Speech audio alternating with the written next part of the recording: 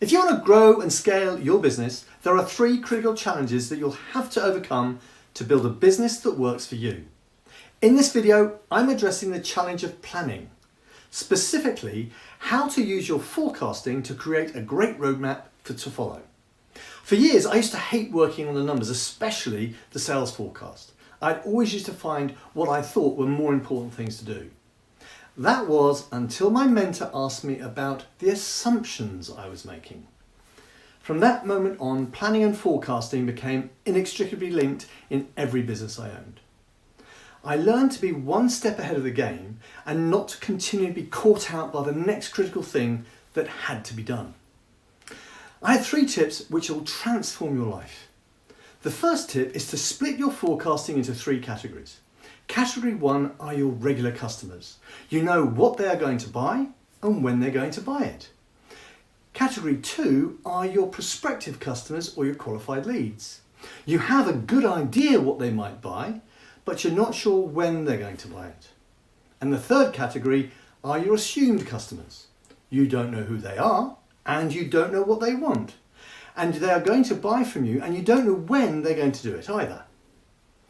Step 2 is consider what activities need to take place within the business to satisfy your customers, your prospects, and your assumed customers.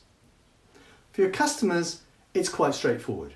You know what they want and you know when they will buy it. You've delivered it before and you have a specific customer journey that you follow. The challenge is delivering consistent quality of experience and always delivering that little bit extra. It's all about nurturing them.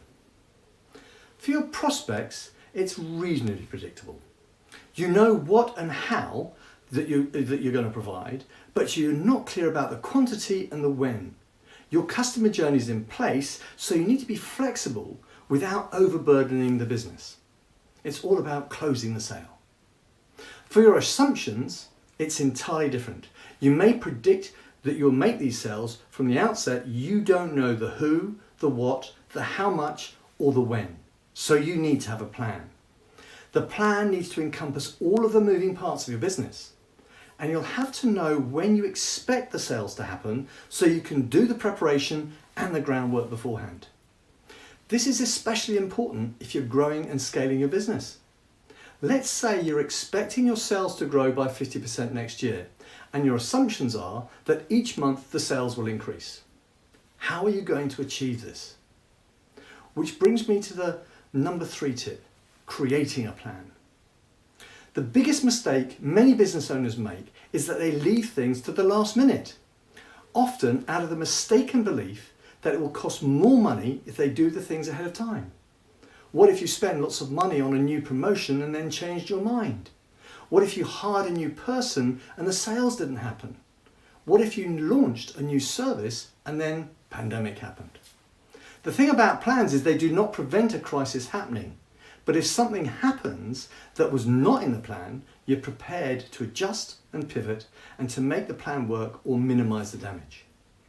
If you're going to launch a new product, service or experience, imagine yourself at the point of time where you just made all of the sales that you predicted. Now look back to the place and identify the marketing activity, the sales processes, the customer journey and the resources that will be needed to make that launch a success. Break each element down into specific time when it needs to be completed by. Identify the new resources such as people or systems, equipment that might be needed to make the launch a success. Your assumptions about the future of your business are dependent on lots of small tasks and activities. Without a clear plan, you will find yourself in the tricky position of scrambling for a quick fix, a solution to solve a problem, rather than having a well thought out plan to deliver the desired outcome. My name's Adrian Brown and I help business people build businesses that work for them, their teams and their customers.